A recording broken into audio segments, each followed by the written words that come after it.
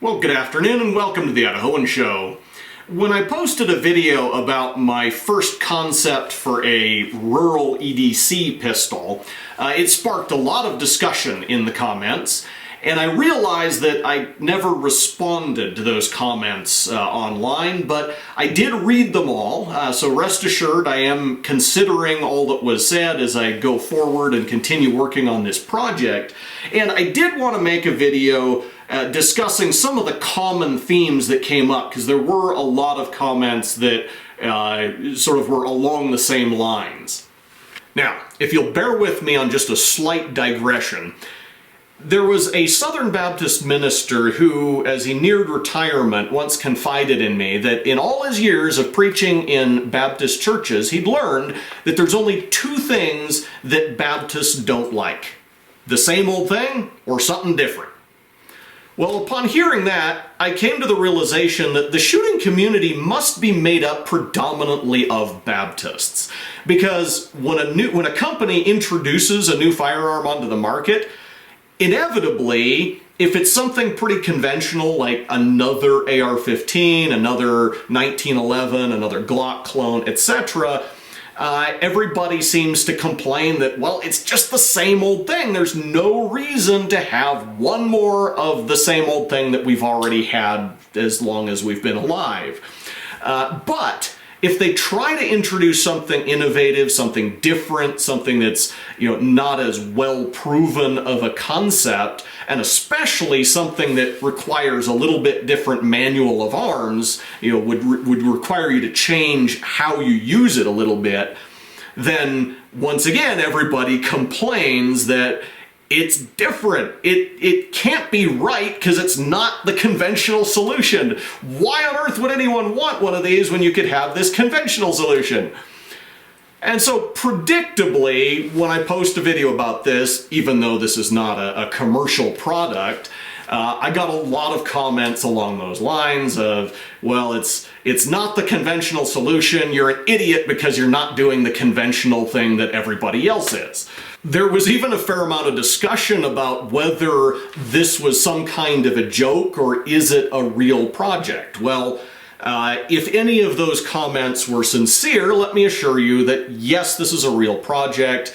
And if you go back and watch my videos on rural EDC, height over bore, scout scopes, other testing of different concepts, there's all of the background research that ultimately led to the creation of this thing is documented in YouTube videos. So the information is out there if you're interested. And really, the gun itself here is not terribly different from a couple of fairly conventional products that are on the market. I know Kel-Tec has a 223 semi-automatic pistol that is mechanically a little different from this, but conceptually pretty similar, that they've been selling for many, many years, although it's never gained a large degree of popularity. I want to say CMMG sells a pistol that's basically identical to this, straight from the factory. It just costs quite a bit more than buying the Foxtrot Mike upper and slapping it on an Anderson lower like I did. So the gun itself is not all that unconventional. Probably the most unique thing about this setup is the way that I mounted the scope. And so perhaps not surprisingly, there were a lot of comments about the sighting system that I chose to use on this and suggestions for different sights that might be better. And that's where we get into some of the more substantive comments instead of people just loving or hating on the design. Specifically, there were a lot of people who suggested ditching the scope in favor of either iron sights or some kind of a red dot.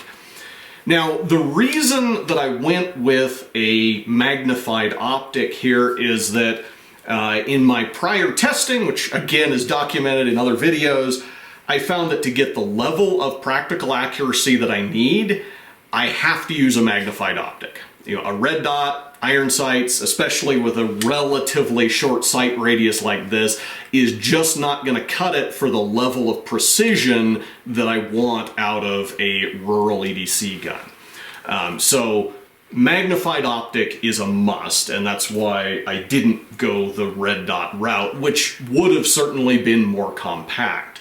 Now, putting some backup iron sights on it if they're fairly low profile is not a bad idea. Just haven't gotten around to doing anything like that yet.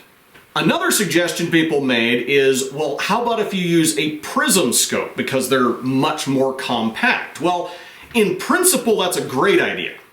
In practice, there's a couple of problems with prism scopes. Number one, although they're a lot more compact than conventional scopes, they tend to be a little bit heavier. I'd probably be willing to make that trade-off in an application like this, save a bunch of space to gain a little bit of weight. That might be worth it. The big problem, though, is that they tend to have very short eye relief. Even in conventional scopes, I find that most manufacturers tend to err on the short side of eye relief. They want you to have your eye scrunched right up into the scope, which I personally hate.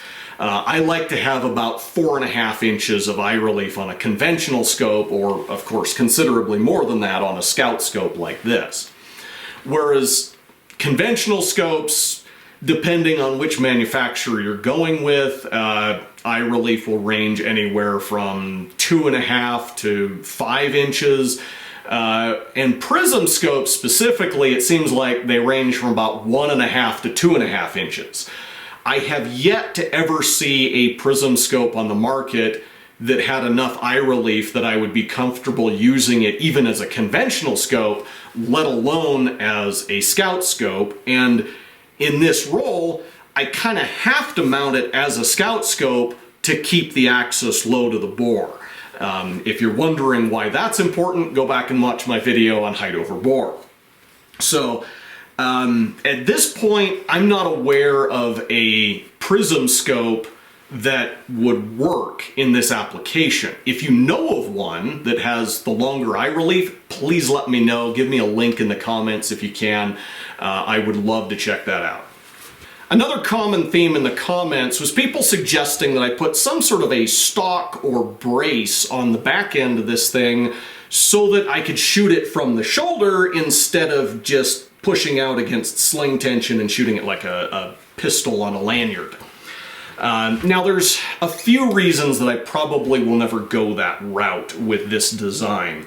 First of all, I want to make sure that this remains a regular civilian legal firearm. I don't want to do anything that would turn it into an NFA item or subject it to NFA regulation.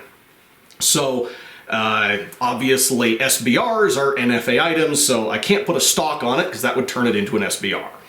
I don't want to put a brace on it because ATF seems to go back and forth about every other week on whether they consider braced pistols to be SBRs.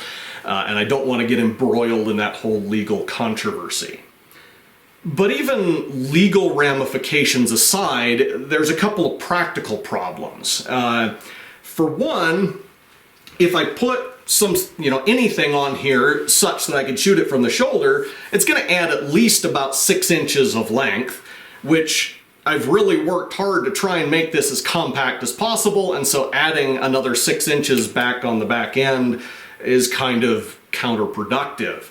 Now, maybe it wouldn't be that big a deal if I was able to use some sort of a folding or collapsing stock brace thing, but it's still going to be some extra bulk that I'd rather not have on there.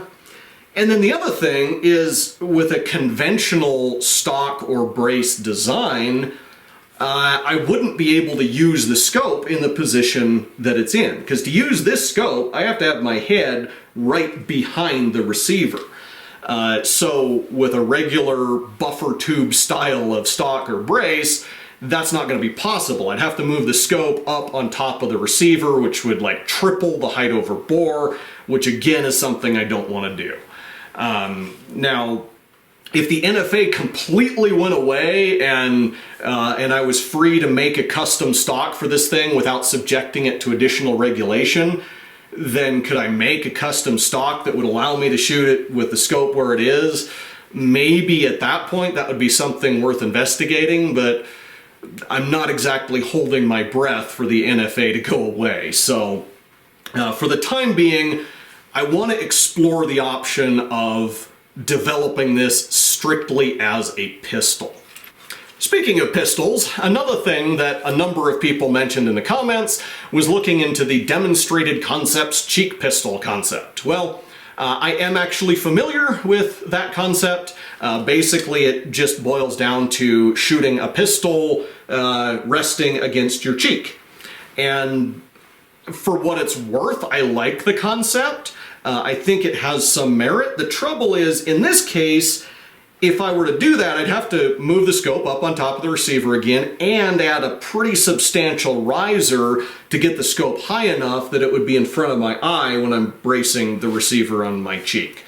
So that brings back the height over bore problem, and that's why it's not my first preference for solutions here. Now, if I was to continue working on this and was never able to improve the ergonomics to the point where I could shoot it as quickly or as ergonomically as I would like, then maybe that would be something to fall back on. But for now, I'd rather not do that just because of the height over bore issue. Now, speaking of ergonomics, there were at least a couple of people in the comments who suggested taking my BR15 concept and converting this into a bullpup, because that might improve the ergonomics if I had the grip up here instead of back here. I absolutely agree, or at least that is something I definitely want to explore. Now, that said, I'm not going to use my exact BR15 design. That was just a stock that bolted in place of the grip and had a transfer bar so that you could pull a trigger up here and it would operate the regular trigger of the AR. The design criteria for that was it had to be cheap and it had to work with existing AR components. I didn't want any proprietary components replacing the mechanical elements of the gun. With this, my design criteria are a little bit different. I'm not as concerned about parts compatibility. I'm not as concerned about cost, although I am on a pretty limited budget. And I am much more concerned about keeping things as compact as possible. So in this case, I think a better solution really is a proprietary bullpup lower. And I'm in the process of designing something along those lines. We'll see if it actually improves ergonomics once I get a prototype built. So stay tuned for that. Yet another common theme in the comments was people debating what caliber would be optimal for something like this. This, of course, is chambered in .223 just because that's what was available. You know, that's what I had components for, and so that's what I'm trying it out in. But I can see that .223 is probably not the optimal caliber for something like this because it was really designed around the assumption of a full-length rifle barrel, 20 to 26 inches. The performance of .223 in a short barrel like this is not that great. I'd love to have something that's more powerful and better suited to a barrel of this length. And so I will definitely be exploring other calibers in future. It sort of remains to be seen what the best performing caliber that I can actually get components for will be.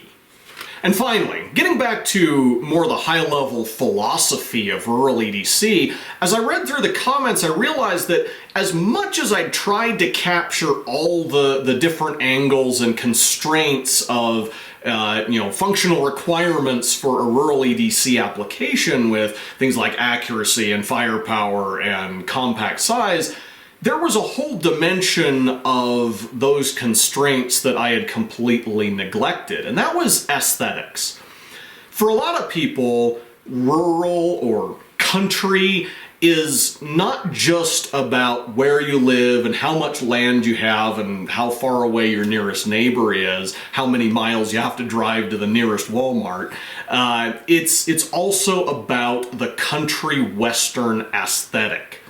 Now, I get into that a little bit, as you can probably tell from my hat, but not enough that carrying something like this would be a problem for me. That said, there are plenty of country folks out there who just wouldn't consider carrying something like this because of the way it looks. You know, they need the functional requirements, but they also need something that fits into the country western aesthetic. Now, could you take something like this and dress it up with wood furniture to look more country? Yeah, it's debatable. Maybe with a complete redesign of the whole system, you could get close, but I think there's a pretty significant risk that you'd end up with something that fits better into the steampunk aesthetic than the true country western aesthetic. So if aesthetics is a fundamental constraint, your best bet in an application like this is probably going to be something more along the lines of either a long-barreled revolver in .44 Magnum or possibly a lever-action pistol, a so-called mare's leg. And actually, a mare's leg in .30-30 Winchester would be very interesting to compare ballistically to something like this in, you know, a couple of different AR calibers that I hope to explore. Trouble is, I'm not aware of anyone who manufactures a mare's leg in .30-30. They're all pistol caliber pistols. At which point you're probably getting the same ballistics as a long-barreled revolver with one less round in the magazine than you'd be able to have in the cylinder. Anyway, so for some folks, the aesthetics of this thing would be a non-starter. That was a constraint that I failed to take into consideration and will probably continue to neglect for the remainder of at least this phase of this project. However, for other country folk, there are some constraints that I applied that could be relaxed for the simple reason that they don't walk. Now, allegedly, this goes all the way back to the historic Old West, where we read about cowboys who basically lived in the saddle. You know, even if they only needed to go 100 paces, they would saddle up a horse and ride that distance rather than walk it. And we find people today, you know, country folk who very much embody that same culture where whether they live on horseback or on an ATV or in a pickup truck, you'll never find them more than a few steps from their chosen mount. And so for them, the size constraints that I was working to minimize so laboriously for something like this kind of go out the window, and they can just carry a full-sized rifle because they have the capacity on their vehicle to carry that. However, I'm not one of those people.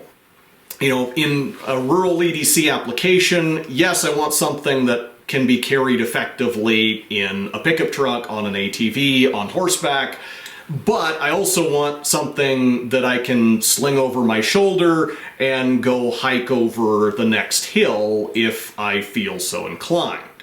And while something like this is still a little big and heavy to sling over my shoulder and forget about, it's still a whole lot more likely to get carried than a full-sized rifle. And that, I think, pretty much covers at least the most common themes that I saw in the comments on my earlier video about Rural EDC Option 1. So thank you all for your feedback. Again, this is definitely a project that I'm continuing to work on, continuing to think about. And until next time, thank you for watching The Idahoan Show.